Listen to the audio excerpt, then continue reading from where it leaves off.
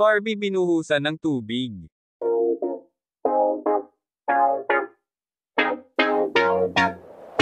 Sa social media page ng Kapuso Network, ipinasilip nito ang behind-the-scenes footage sa isa sa mga eksena ng Maging Sino Ka Man na nagtatampok sa tambalan nina Barbie Forteza at David Licauco. Sa eksena, makikitang nag-i-internalize ang aktres habang binubuhusan ng tubig.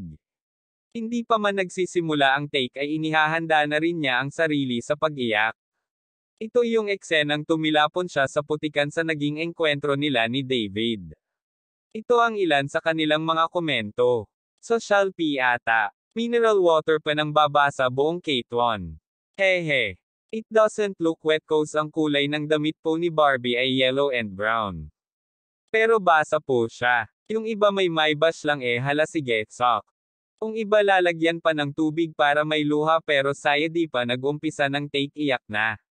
O ayan binasa na siya para wala kayong masabi.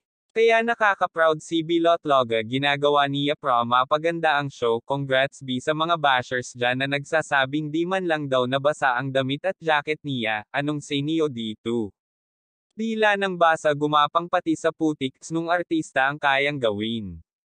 Professional talaga. Amazing. Grabe ang galing niya. Pati ako napa-internalize. Galing internalize may luha at ready to acting.